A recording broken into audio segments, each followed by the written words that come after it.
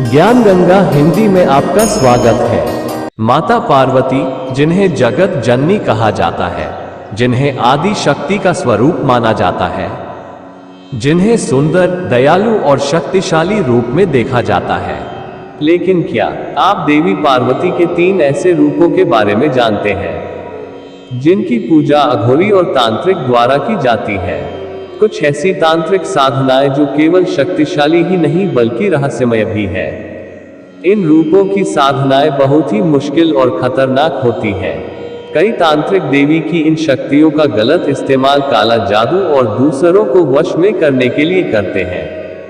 तो आइए माता पार्वती के 3 सबसे शक्तिशाली रूपों और उनसे जुड़े रहस्यमय तांत्रिक साधनाओं को जानें, जो केवल कुछ ही लोग जानते हैं।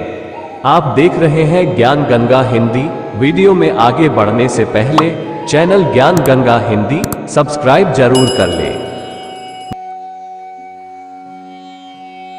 मां काली, देवी का पहला रूप, जिन्हें परम शक्ति, समय, मृत्यु और विनाश की देवी माना जाता है। उन्हें न केवल देवताओं द्वारा बल्कि राक्षसों द्वारा भी समान रूप से पूजा जाता है।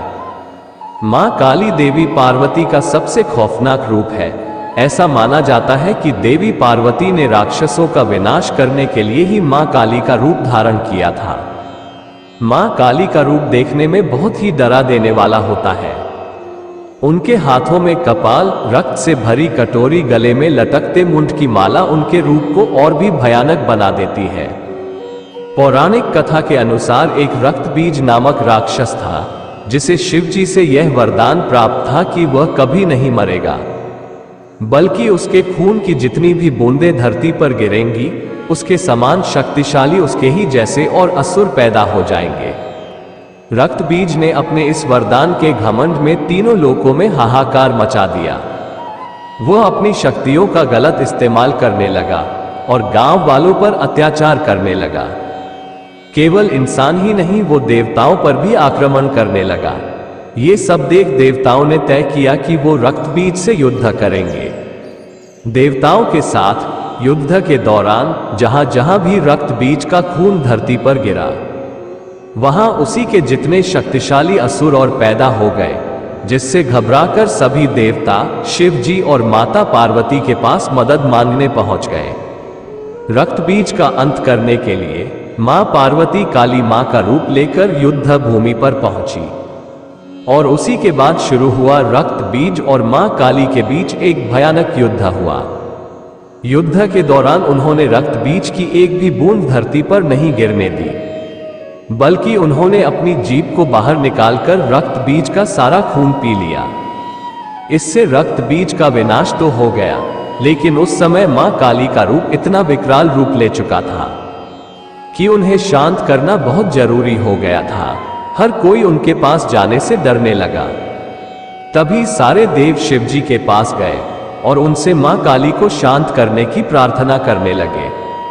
मां काली को शांत करने के लिए शिवजी ने कई प्रयास करे, पर वह असफल रहे। फिर भगवान शिव ने एक साहसी बीड़ा लिया।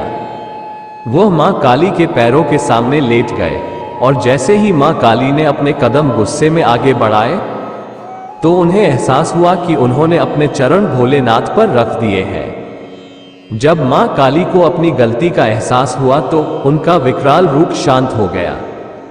कहा जाता है कि इसी घटना के बाद से मां काली का रूप इतना विकराल है और उनकी जीभ हमेशा लाल और बाहर होती है, जितना भयानक मां काली का रूप है, उससे कई ज्यादा भयानक उनसे जुड़ी तांत्रिक साधनाएं हैं।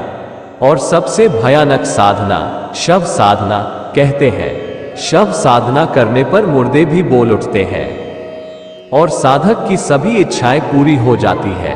इस साधना में आम लोगों का प्रवेश वर्जित रहता है। शव साधना में शव के ऊपर बैठकर साधना की जाती है। ये तांत्रिक साधना मां काली को पुकारने के लिए की जाती है। ये बहुत ही खतरनाक और रहस्यमय अभ्यास है। इस साधना को करने के लिए कुछ गुप्त नियम होते हैं, जैसे कि लाश ताजा होनी चाहिए, उस लाश के सभी अंग ठीक और सही सलामत होने चाहिए, और सबसे ज्यादा जरूरी बात कि ये साधना करने के लिए किसी का खून न करे। बल्कि उन्हें वो लाश कहीं पड़ी हुई मिली हो। तांत्रिक साधु जब उस डेड बॉडी पर बैठकर साधना शुरू करते हैं तो मां काली उनकी परीक्षा लेती है और उनका ध्यान भटकाने की कोशिश करती है। इस वजह से उन्हें कई आवाजें सुनाई देती है जिससे उनका ध्यान भटके। लेकिन सब साधनों को पूर्ण करने के लिए जरूरी है कि साधु तांत्रिक पूरे मंत्र का जाप बिना ध्यान भटकाए पूरा करे। लगातार साधना करते रहने पर वो सब हिलने लगता है और जीवित हो जाता है। शव के जिंदा होने के बाद भी साधु को बिना डरे जाप लगातार चालू रखना होता है, क्योंकि अगर साधक भयभीत होकर अपनी साधना को बीच में छोड़ देता है तो या तो उसकी मौत हो जाती है या वे साधक अपना मानसिक संतुलन पूरी तरह से खो देता है। और जो साधना को पूरा कर लेता है, कहा जाता है मां काली उसके सामने आकर उसे मोक्ष दे देती है और उसकी सभी इच्छाएं पूरी कर देती हैं। देवी से जुड़ी साधनाएं डरावनी तो होती ही है, लेकिन देवी के कुछ ऐसे रूप भी हैं जो और भी डरावने और रहस्यमय हैं। देवी छिन्नमस्ता देवी पार्वती का दूसरा रूप, जो एक ऐसी देवी है जिन्होंने अपना ही सर धड़ से अलग कर दिया था। ये वन तांत्रिक हिंदू देवी है जिनकी पूजा आम लोगों द्वारा कम, तांत्रिकों द्वारा ज्यादा की जाती है। देवी छिन्नमस्ता का रूप काफी भयानक दर्शाया गया है। उनके बाएं हाथ में अपना कटा हुआ सर, तो दूसरे हाथ में खून से भरी कटार है। उनके कटे हुए सर से 3 खून की धाराएं बह रही हैं। देवी को कामदेव, जो एक यौन देवता है, और उनकी पत्नी रति के ऊपर खड़ा दिखाया है, जिनके बीच संभोग हो रहा है। देवी छिन्नमस्ता के बारे में कई अलग अलग कहानियां हैं जो बहुत ही हैरान कर देने वाली है। एक दिन देवी पार्वती और उनकी 2 सेविकाएं डाकिनी और वर्णिनी के साथ स्नान के लिए मंदाकिनी नदी के किनारे गई। लेकिन अचानक से कुछ ऐसा हुआ कि तीनों सेक्सुअली अराउज हो गई और उन सभी का शरीर काला पड़ गया।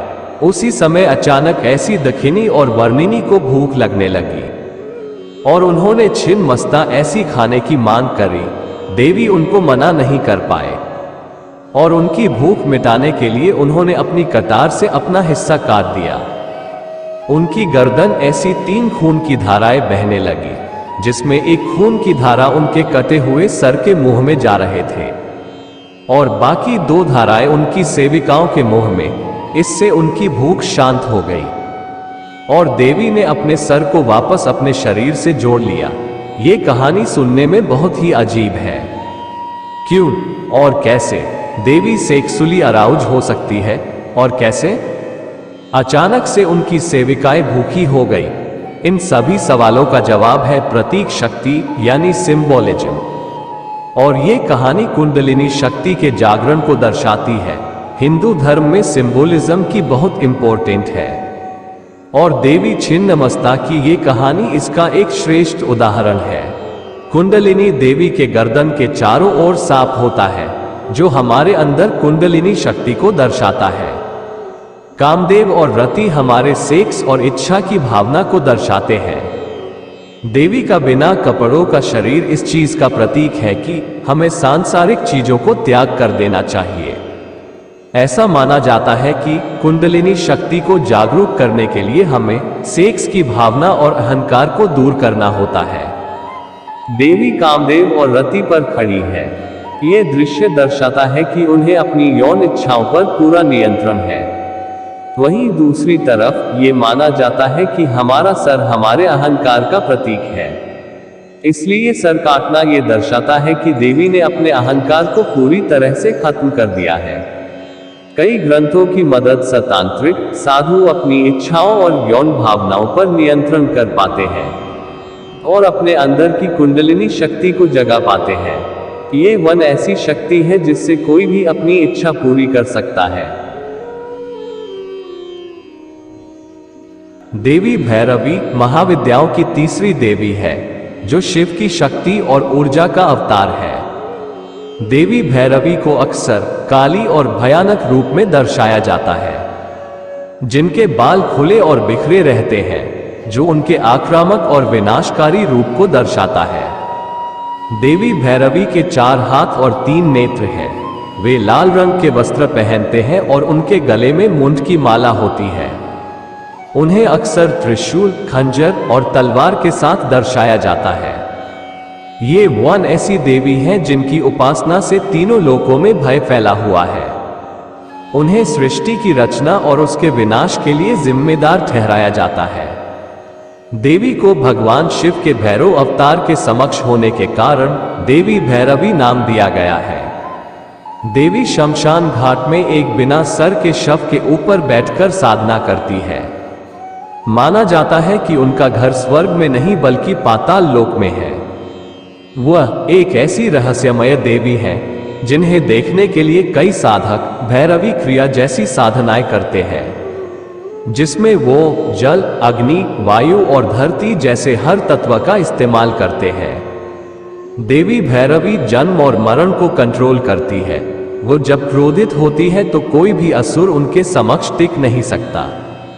कहा जाता है कि कोई भी तांत्रिक अगर इनकी पूजा किसी गलत इरादे से करता है तो उसका जीवन पूरी तरह से नष्ट हो सकता है, और अच्छे इरादे से की गई पूजा से लोगों की इच्छाएं पूरी हो जाती है। देवी भैरवी को 10 महाविद्याओं में सबसे शक्तिशाली तंत्र देवी माना जाता है। तंत्र में खून, संभोग आदि को अलग रूप में देखा गया है। लोग तंत्र से डरते हैं और उसकी कहानियां उन्हें काफी डिस्टर्बिंग भी लगती है, लेकिन तंत्र विद्या में इन्हें गलत नहीं माना जाता, बल्कि इन सभी को जीवन का एक जरूरी हिस्सा माना जाता है, और इन कथाओं और साधनाओं से हमारे डर को दूर भी किया जाता है। क्या आप देवी पार्वती के इन रूपों और उनसे जुड़े इन तांत्रिक साधनाओं के बारे में जानते थे? हमें कमेंट सेक्शन में जरूर बताएं। मैं हूं यश। आपने देवी पार्वती के सभी रहस्यमय रूपों के बारे में तो जान लिया, और इसी तरह की मिस्टीरियस और अनसुनी कहानियां सुनने के लिए ज्ञान गंगा हिंदी चैनल को सब्सक्राइब करना मत भूलना। वीडियो में अंत तक जुड़े रहने के लिए आपका बहुत बहुत धन्यवाद।